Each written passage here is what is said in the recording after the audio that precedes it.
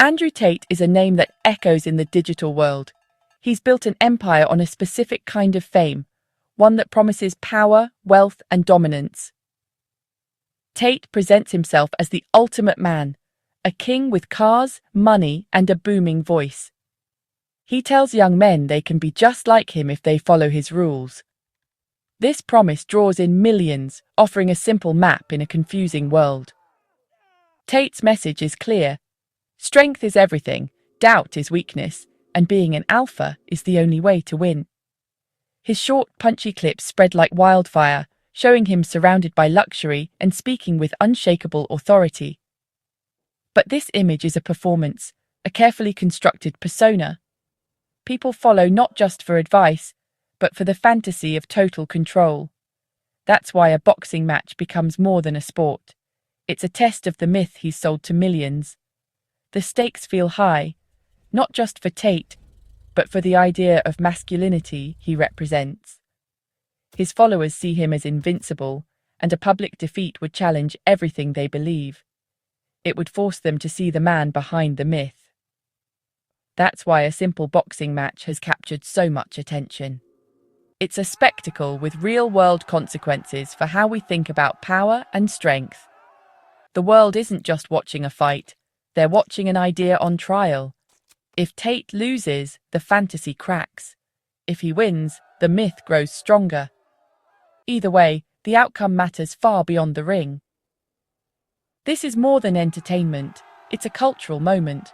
The world is watching to see if the king can bleed, and what happens to his kingdom if he does.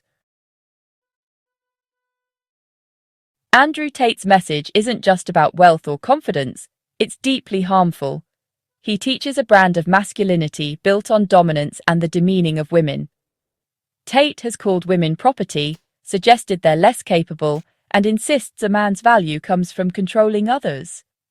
This is a dangerous lesson for young men searching for identity. It tells them aggression is strength, empathy is weakness, and relationships are about power, not partnership. The result? Broken relationships, loneliness, and a warped sense of self. Young women hear his words and learn they're seen as less than, damaging their self-esteem and ambitions. Tate's rhetoric reinforces old, harmful stereotypes, undoing decades of progress. The viral nature of his content makes it even more dangerous. His ideas are everywhere, normalized by repetition. Toxic masculinity seeps into culture not through a single speech, but through thousands of viral clips. This is how harmful ideology takes root, quietly, relentlessly, until it feels mainstream. The damage isn't just online, it's in schools, homes, and everyday conversations. Tate's influence is a poison that spreads with every share and like. The normalization of his views is the real threat. It's not just about one man, it's about the seeds he plants in a generation. The fight against this isn't just in the ring, it's in reclaiming what it means to be strong, kind, and equal. The world must recognize the danger before it's too late. Tate's viral poison is a warning. We can't afford to ignore it.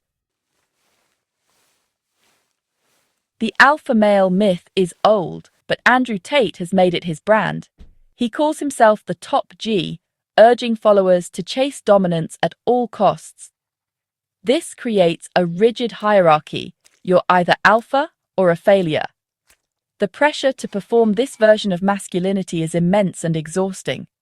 Vulnerability is forbidden, control is everything. But the alpha myth is based on flawed science. Real wolf packs are families, not battlegrounds. Tate's narrative justifies aggression and selfishness as natural, fueling constant competition. Collaboration and empathy are dismissed as weakness. This cult of individualism leaves men isolated and insecure. It's a dead end for personal growth and society. We need men who can work together, show compassion, and build healthy communities. The alpha male fantasy traps men in a lonely box. Tate's cult isn't strength, it's fear of being seen as anything less. True masculinity is broader, kinder, and more human. The world needs to move beyond the alpha myth. Only then can real growth begin. A boxing match is the ultimate test. No filters, no edits, just raw reality. For Andrew Tate, whose brand is built on invincibility, the ring is a dangerous place. Here performance meets reality, and words mean nothing. Tate's claims of strength are put to a literal test. Can he back up his bravado with action? Millions would watch, seeing him stripped of his usual control. In the ring, he can't edit out struggle or fatigue. A live fight exposes the truth. Win or lose, the mask slips. Victory would cement his myth, defeat would shatter it. For his followers, seeing him lose would be a shocking reality check. The ring becomes a place where illusions die. Tate's narrative is at the mercy of the punches thrown. The outcome matters because it's real, undeniable, and public. A loss would reveal the man behind the persona. The spectacle is more than sport, it's a reckoning. The world is watching for the truth, and the ring never lies. Tate's brand is built on being unbeatable. A decisive loss would shatter that image. Imagine the moment. The referee raises his opponent's hand. Tate stands defeated. That image would spread everywhere, a symbol of his vulnerability. For followers, it's a moment of cognitive dissonance. How can the top G lose? It's not just about losing a fight. It's about exposing the hypocrisy at the heart of his message. Tate preaches dominance, but a loss proves he's just a man. The aftermath would be telling. Excuses would ring hollow, the truth undeniable. The image of defeat would linger, forever part of his story. The invincible king, beaten before the world. Every influencer crafts an image, but Tate's is a fortress. Ultra-rich, ultra-powerful, always in control. This persona is his product, sold to millions. A public loss would reveal how fragile it really is. His strength comes from consistency. Always the same, always dominant. But a boxing match is unpredictable, real, and uncontrollable. A defeat would show a side he's hidden vulnerability, humanity. It would disrupt the illusion of authenticity his brand relies on. Real power isn't about never falling, it's about how you get up. Tate's philosophy denies the possibility of failure. A loss would prove his image is just that, an image. Once the illusion breaks, followers start to question everything. Is any of it real? The curtain would be pulled back, exposing the man behind the myth. For Tate's followers, a public defeat could be liberating. They've been trapped in a narrow, toxic ideology. Seeing their hero fall gives them permission to question the rules. It's a chance to explore a healthier masculinity, one based on kindness, respect, and vulnerability. This isn't about shaming them, but about opening doors to new ideas. A loss teaches media literacy. Influences sell fantasy, not reality. It empowers young men to define manhood on their own terms. The goal isn't a new idol, it's critical thinking. A generation could finally break free. Tate's loss wouldn't just affect his followers, it would ripple through culture. His brand has normalized misogyny, making it seem cool to disrespect women.